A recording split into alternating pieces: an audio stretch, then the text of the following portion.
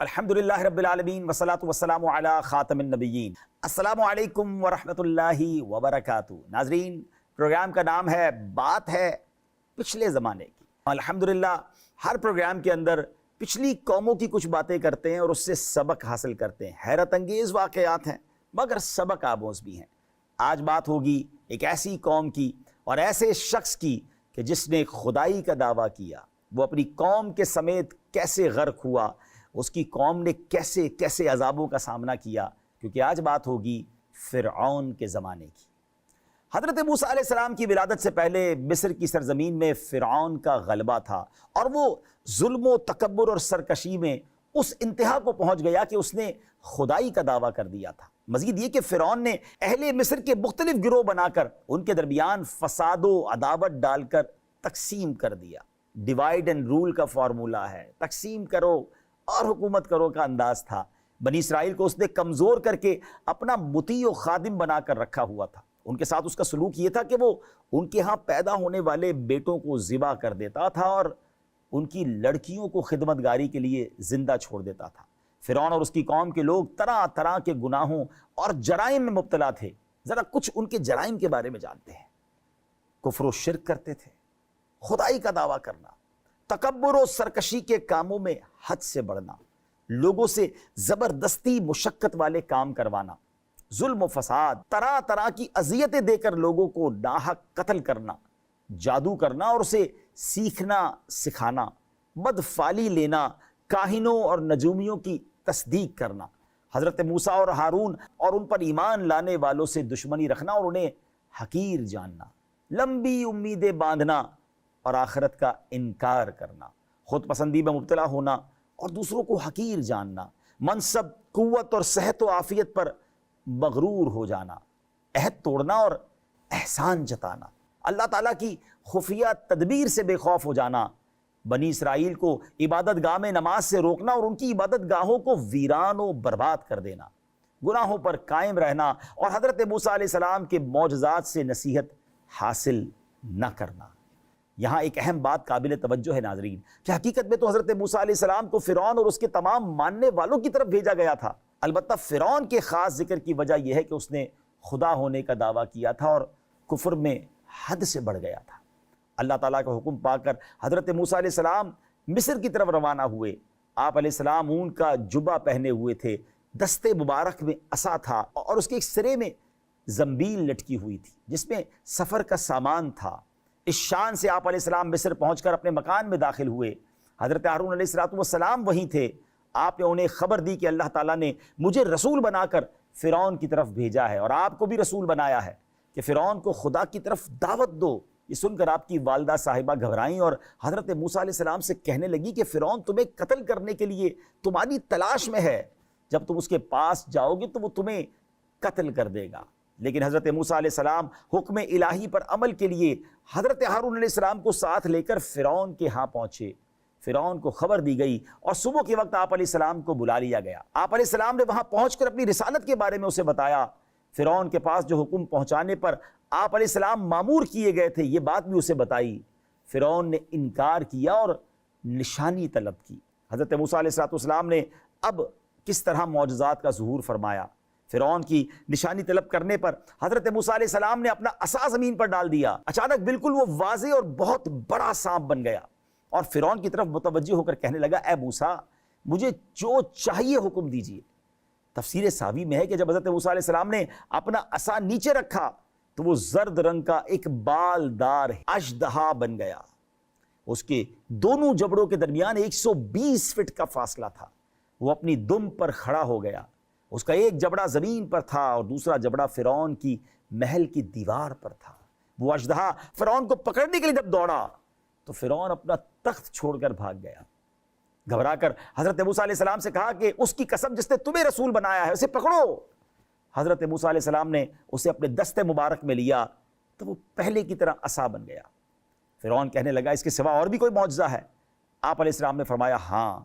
آپ علیہ السلام نے اپنا ہاتھ گریبان میں ڈال کر نکالا تو اچانک اس سے سورج کی سی شعاع ظاہر ہوئی جس سے دیکھنے والوں کی نگاہیں چکا چوند ہو گئی۔ ان نشانیوں کا مشاہدہ کرنے کے بعد سمجھنے کی بجائے فرعون نے کہا جس کا ترجمہ ہے یہ تو صرف ایک بناوٹی جادو ہے اور ہم نے اپنے اگلے باپ داداؤں میں یہ بات کبھی نہیں سنی۔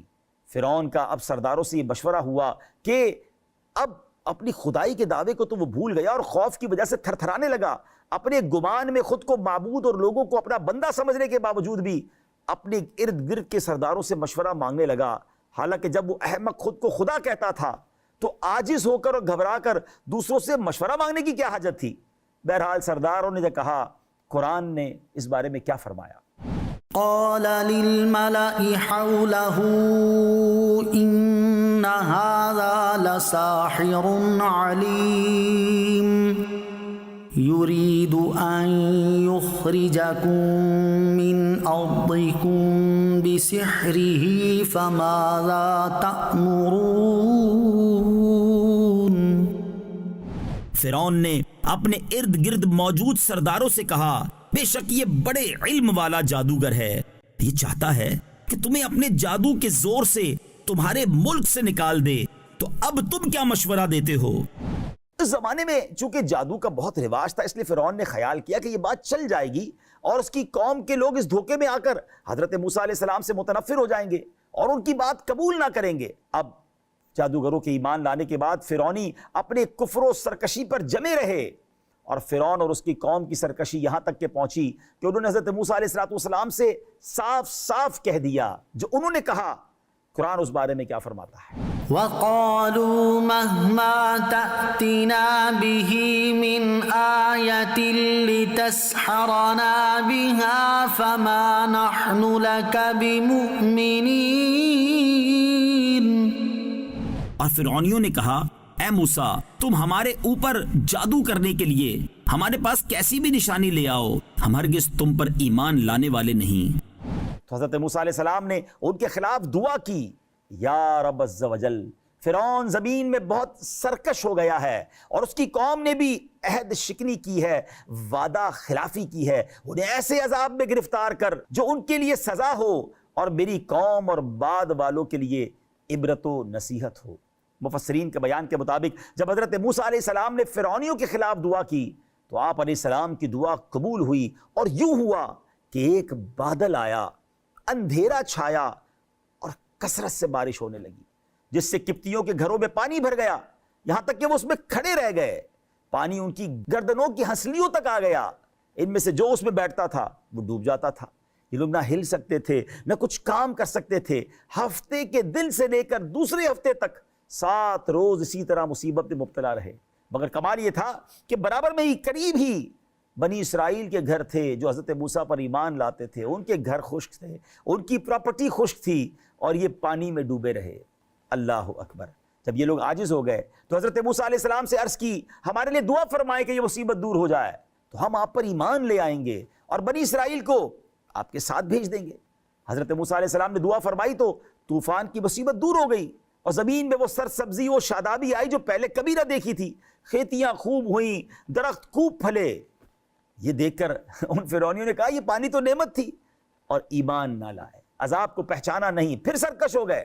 1 مہینہ عافیت سے گزرا، اگلے مہینے اللہ کریم کی طرف سے ٹڈیاں بھیجی گئیں، وہ کھیتیاں، پھل، درختوں کے پتے، مکان کے دروازے، چھتیں، تختے، سامان سب کھا گئیں۔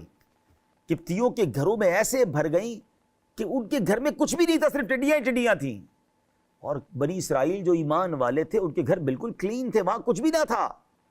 اب پھر دوبارہ قبطیوں نے، فرعون کے ماننے والوں نے حضرت موسیٰ سے گزارش کی کہ ہم معافی مانگتے ہیں، آپ پر ایمان لے آئیں گے، آپ اس کو دور کیجئے، ہم وعدہ کرتے ہیں۔ اللہ اکبر۔ 7 دن تک یہ مصیبت میں مبتلا رہے، اور جب حضرت موسیٰ نے دعا کی تو سب کچھ چلا گیا، کلین ہو گیا، کھیتیاں اور پھل جو باقی رہ گئے تھے۔ اب انہوں نے دیکھ کر کہا کہ یہ ہمارے لیے کافی ہے، ہمارا گزارا تو ہو جائے گا۔ پھر ایمان نہ لائے، پھر وفا نہ کی، پھر پرومس بریک کیا، پھر اپنے اعمال خبیثہ میں مبتلا ہو گئے۔ 1 مہینہ پھر عافیت سے گزرا، اب اللہ کریم نے کمبل بھیجے۔ یہ ایک کیا تھا، یہ اس کے بارے میں مفسرین کا اختلاف ہے، بعض کہتے ہیں کمبل گھن ہے، بعض کہتے ہیں یہ جوں، بعض کہتے ہیں چھوٹا سا کیڑا ہے۔ اس کیڑے نے جو کھیتیاں اور پھل باقی رہ گئے تھے وہ بھی کھا لیے۔ یہ کیڑا کپڑوں میں گھس جاتا تھا، جلد میں گھس جاتا تھا، کھانے میں بھر جاتا تھا. کوئی 10 بوری گندم چکی پر لے کر جاتا, واپس لاتا تو 3 سیر واپس آتا تھا, باقی سارا کیڑے کھا جاتے تھے. بھی کیڑے فرعونیوں کے بال, بھویں, پلکیں چاٹ گئے, ان کے جسم پر چیچک کی طرح بھر گئے, حتیٰ کہ ان کیڑوں نے ان کا سونا دشوار کر دیا تھا. چلا اٹھے, بلبلا اٹھے, ایک ویک بڑی مشکل سے گزرا. حضرت موسیٰ کے پاس پھر آئے, پھر معافی مانگی, پھر عہد و پیما کیے, اس عذاب کو دور کیجیے, اب ایمان لے آئیں گے. اللہ کے نبی کتنے رحم دل ہوتے ہیں. آپ نے پھر دعا کی, اللہ تعالیٰ نے ان تمام چیزوں کو دور کر دیا, مگر وہ پھر ایمان نہ لائے. 1 مہینہ گزرا, اب مینڈک آ گئے, اتنے مینڈک, ہانڈیوں میں مینڈک, کھانوں میں مینڈک, اللہ اکبر, چولہوں میں مینڈک, اتنے مینڈک آتے آگ بجھ جاتی تھی, لیٹتے تو مینڈک اوپر سوار ہو جاتے. اس مصیبت سے فرعونی پھر بلبلا اٹھے, پھر روئے, پھر آ کر معافیہ مانگی, پھر عہد و پیمان کیے. آپ نے دعا کی, 7 دن کے بعد پھر یہ کلین ہو گیا. اللہ اکبر, پھر سرکشی ہے. آپ سوچیں کتنی بار وعدے کر کے پھر جاتے تھے. اب کیا عذاب آیا, تمام کنوؤں کا پانی, نہروں اور چشموں کا پانی, یہاں تک کہ دریائے نیل کا پانی, ہر پانی ان کے لیے تازہ خون بن گیا. کوئی چیز پینے کے لیے میسر نہیں تھی, پانی بھرتے تھے وہ خون ہو جاتا تھا. مگر اللہ کی شان دیکھیں کہ ایمان والے جو تھے, بنی اسرائیل کے جو لوگ تھے, ان کے لیے دریائے نیل سے پانی نکلتا تھا, صاف شفاف پینے کا پانی. مگر جب فرعونی کبتی اس کے اندر سے پانی نکالتے, وہ خون بن جاتا تھا. وہ ایک گھونٹ کو ترسنے لگے, ایک بوند کو ترسنے لگے. اللہ اکبر, پھر روتے ہوئے آئے, پھر بلبلاتے ہوئے آئے, معافی مانگی. حضرت موسیٰ نے دعا کی, پھر یہ مصیبت دور ہو گئی. جب فرعون اور اس کی قوم نے روشن نشانیوں کو جھٹلایا اور کسی طرح ایمان نہ لائے, تو اللہ عز و جل نے فرعونیوں کو کئی سال کے قحط, پھلوں کی کمی اور فقر و فاقہ کی مصیبت میں گرفتار کر دیا. حضرت عبداللہ بن عباس رضی اللہ تعالیٰ عنہما فرماتے ہیں, دیہات میں رہنے والے فرعونی قحط کی مصیبت میں گرفتار ہوئے, اور شہروں میں رہنے والے آفات کی وجہ سے پھلوں کی کمی کی مصیبت میں مبتلا ہوئے. حضرت کعب رضی اللہ تعالیٰ عنہ فرماتے ہیں, ان لوگوں پر ایک وقت ایسا آیا کہ کھجور کے درخت پر صرف ایک ہی کھجور اگتی تھی. جب اللہ ناراض ہو جائے تو اس طرح درخت پھل دینا بھی چھوڑ دیتے ہیں. اللہ تعالیٰ نے ان پر یہ سختیاں اس لیے نازل فرمائی ناظرین, تاکہ ان سے عبرت حاصل کرتے ہوئے وہ سرکشی اور عناد کا راستہ چھوڑ کر اللہ تعالیٰ کی بندگی کی طرف لوٹ آئیں. کیونکہ سختی و مصیبت دل کو نرم کر دیتی ہے اور آخرت کی طرف راغب کرتی ہے. حضرت موسیٰ علیہ السلام کے عظیم معجزات دکھانے کے باوجود جب فرعونی اپنے کفر و عناد پر قائم رہے, ان لوگوں نے سرکشی کی, اور ان کا مال و دولت, دنیاوی جاہ و زینت اور دل کی سختی کی یہ وجہ بنی. تو حضرت موسیٰ علیہ السلام نے اللہ کی بارگاہ میں ان کی بربادی کی دعا کی. اس بارے میں قرآن کیا فرماتا ہے؟ وقال موسى ربنا إنك آتيت فرعون وملأه زينة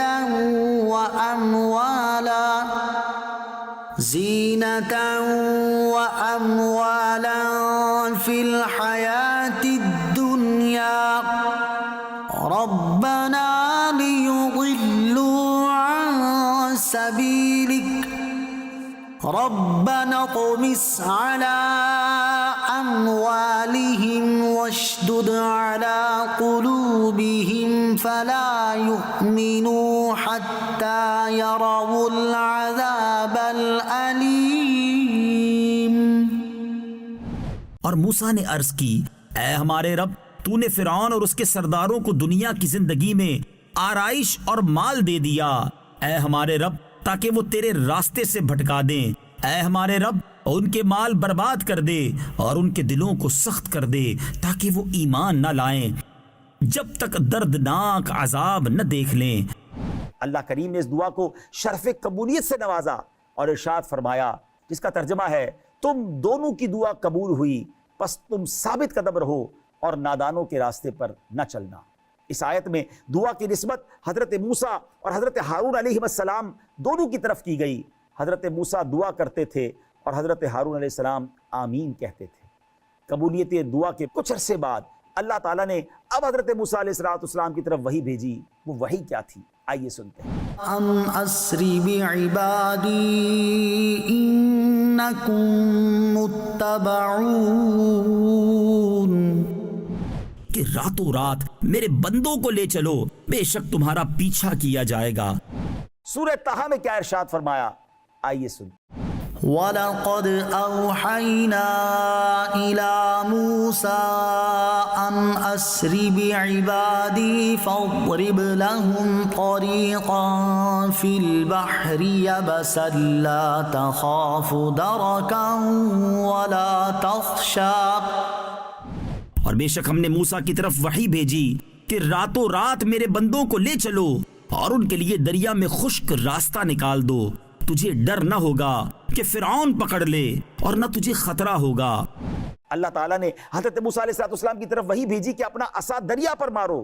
حضرت موسیٰ علیہ السلام نے دریا پر عصا مارا، اچانک وہ دریا پھٹ کر 12 راستوں میں تقسیم ہو گیا، ہر راستہ بڑے پہاڑ جیسا ہو گیا اور ان کے درمیان خشک راستے بن گئے جن پر چل کر بنی اسرائیل نے دریا پار کر لیا۔ یوں اللہ کریم نے حضرت موسیٰ علیہ السلام اور بنی اسرائیل کو ان فرعونیوں کے مظالم سے صحیح سلامت دریائے نیل کے پار پہنچا دیا۔ دوسری طرف فرعون اور اس کے لشکر چونکہ پیچھے آ رہے تھے اور جب قریب آئے انہوں نے دیکھا کہ یہ تو راستے بنے ہوئے دریائے نیل میں، انہوں نے بھی ان راستوں میں اپنے آپ کو داخل کر لیا۔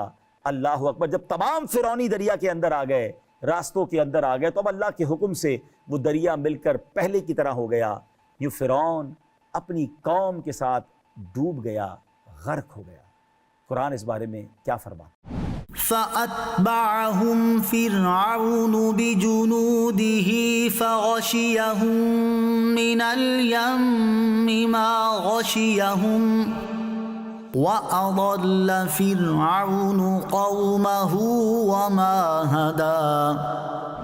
تو فرعون اپنے لشکر کے ساتھ ان کے پیچھے چل پڑا تو انہیں دریا نے ڈھانپ لیا جیسا انہیں ڈھانپ لیا، اور فرعون نے اپنی قوم کو گمراہ کیا اور راہ نہ دکھائی۔ ناظرین، اس سے معلوم ہوا کہ قوم کے عروج و زوال میں سربراہ کا کردار بڑا اہم ہوتا ہے۔ اگر یہ سدھر جائے تو قوم کامیابی پاتی ہے، لیکن بعض اوقات جب وہ بگڑ جائے تو قومیں بھی برباد ہو جایا کرتی ہیں۔ فرعون اور اس کی قوم کو دنیا میں غرق کر دیا گیا اور اس کے بعد سے برزخ میں انہیں صبح و شام آگ پر پیش کیا جاتا ہے، یعنی وہ اس میں جلائے جاتے ہیں، اور جس دن قیامت قائم ہوگی اس دن فرشتوں کو حکم فرمایا جائے گا کہ فرعون والوں کو جہنم کے سخت تر عذاب میں داخل کر دو۔ حضرت عبداللہ ابن مسعود رضی اللہ تعالیٰ عنہ فرماتے ہیں، فرعونیوں کی روحیں سیاہ پرندوں کے قالب میں ہر روز 2 مرتبہ صبح و شام آگ پر پیش کی جاتی ہیں، اور ان سے کہا جاتا ہے یہ آگ تمہارا مقام ہے اور قیامت تک ان کے ساتھ یہی معمول رہے گا، فرما بردار رہیے، اللہ والوں سے محبت کیجیے، اللہ کے نبی علیہ السلام نے جو پیغامات ہمیں دیے ہیں اس کو فالو کیجیے۔ اللہ ہمیں ہر طرح کے عذاب سے محفوظ فرمائے، ہر طرح کی آزمائش سے محفوظ فرمائے، اور حقیقت کو مان کر اللہ رسول کے پیغام کو دل میں بسانے کی توفیق عطا فرمائے۔ ہمیں اجازت دیجیے، اگلے پروگرام میں ایک اور واقعے کے ساتھ، پچھلے زمانے کی کچھ اور باتوں کے ساتھ آپ سے ملاقات ہوگی۔ صلو علی الحبیب صلی اللہ تعالی علی محمد صلی اللہ علیہ وسلم۔